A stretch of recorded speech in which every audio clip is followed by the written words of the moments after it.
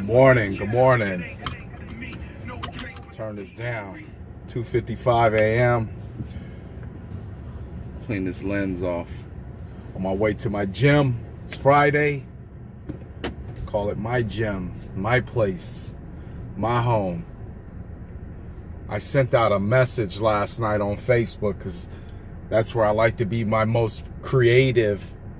I feel like I connect, with over, 2 billion people on this platform. Or I think a billion, maybe 2 billion people on that platform, 7 billion people in the world. Maybe that's the place where I'll connect with that person who will understand what I'm saying.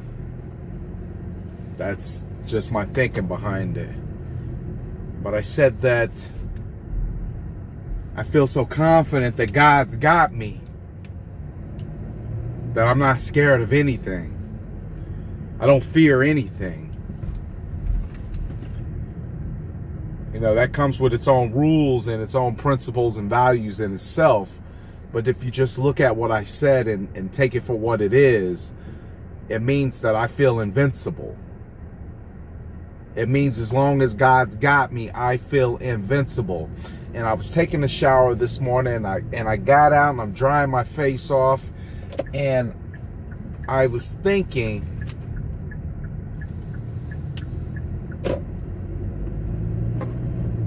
literally, I've put in more work than I've been rewarded for. And we have an award ceremony coming up. And I was always very standoffish about getting awards. I was unless you were top dog, unless you were like number one, dude, what did you get a reward for? What are you getting an award for? And plus I had a coach that said awards just kind of grew the ego. So I was always very standoffish about it. So this award ceremony is coming around, and I qualified to receive an award for my performance the year before. So I'm getting out the shower and I'm thinking about all this, and not thinking too hard, but just light thinking. I'm thinking, Jermaine, I bet you people are wondering why you haven't been presented before. Everybody I run into says, I see you around, I see you hustling, I see you grinding, I see you going for it. I see you out there, I see you doing more than I would do. I see you. But what you don't see is I'm just putting in the work and there's no reward, right? There's no immediate gratification. There's nothing I'm getting immediately to compensate for the time I put in every single day.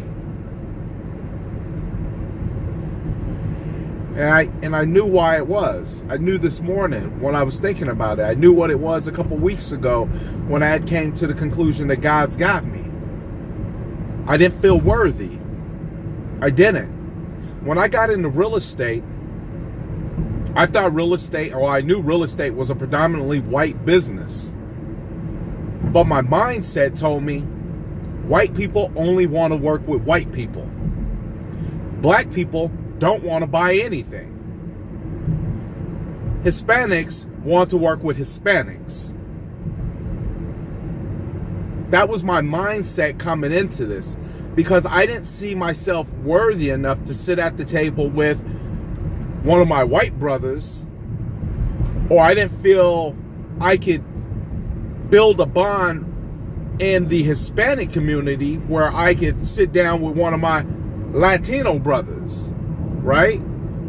So all I was left with was the black folks who didn't want to do business. And now you gotta sit down with an ex-convict black male who grew up during one of the eras where literally they said the life expectancy of a teenager was 21 years old, if that. And I made it to one of those statistics because I did find myself in prison for a very long time.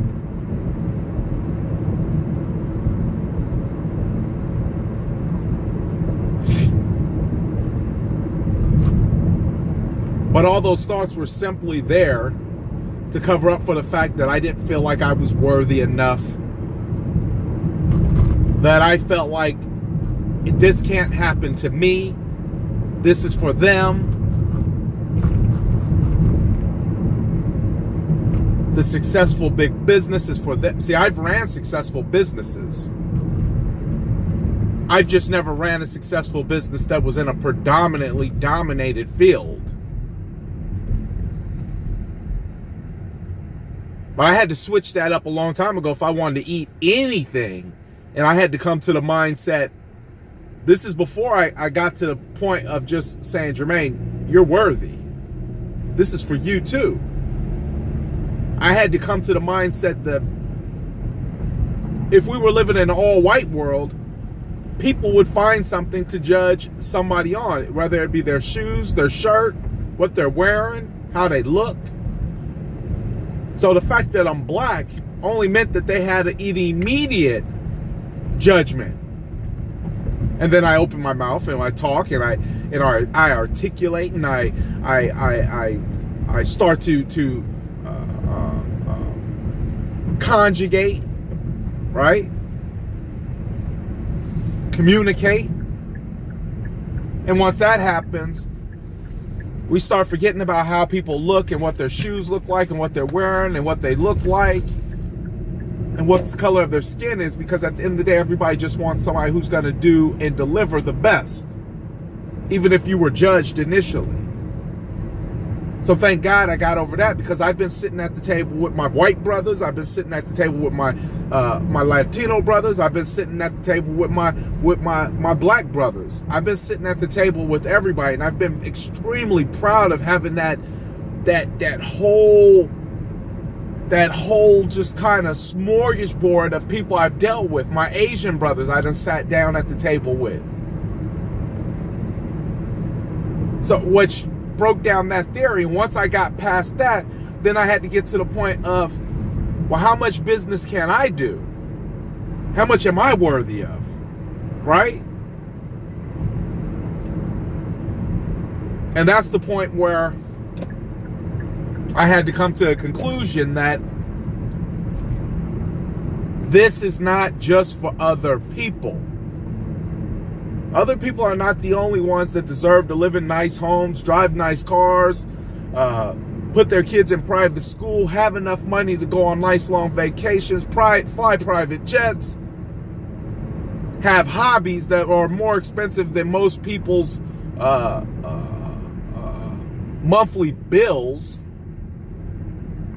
So I had to start telling myself that I was worthy, and this was for me. This was for me. God didn't just sit me down here and say, well, you get a little piece and then they get this big piece. That's not true. It was a lie. The same lie that I was telling myself about other things was the same lie that I was telling myself about whether or not I could get to a certain level. I didn't want to be at the awards because I didn't feel worthy. I wasn't getting the reward for the effort I was putting in because I didn't feel worthy. I was like, working hard is what you're supposed to do. Grinding is what you're supposed to do. But getting the reward like big time is for them. That's for the other guy. That ain't for me. No way. No, I done grew up eating shit. I never owned a home. I didn't know my mother for the longest. I was in prison. I barely have an education. Barely have an education. This ain't for me. This ain't for me. I go a little more street, cuz this ain't for me. This ain't for me.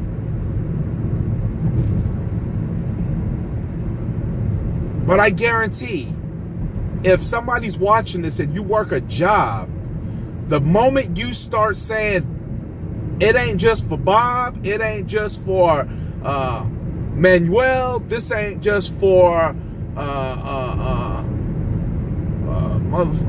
this ain't just for Mr. Wynn, this is for me. Next time that job promotion comes up, I guarantee, if you say this is for me, you'll go compete for that position. And the next time when something else comes up, you say, this is for me. And the next time they say you can get another position if you go back to school and do this, you say, this is for me. And at every time when something comes around that allows you to elevate where there's an opportunity, if you just say that this ain't just for them, this is for me too, you put your hat in the ring and you're able to give your all, and you're able to get those same opportunities because this is for you. This ain't just for them. This ain't just for everybody else, while you sit back and say, oh, I just got my little piece. I just got my little piece because this is all that was issued to me. You're going to be issued out based on your faith. Your measure is going to be based on your faith. So whatever you're measured out is going to be based on your faith. Do you believe that this is for you? Because if you do,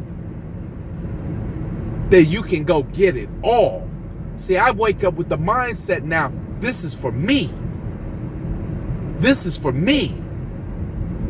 Having a nice body, this is for me. Eating right, this is for me. My finances being abundantly in an abundance, this is for me. Having a happy relationship, this is for me. Being there for my kids, this is for me. This ain't just for everybody else. And when you start saying this is for me, that's when things start changing.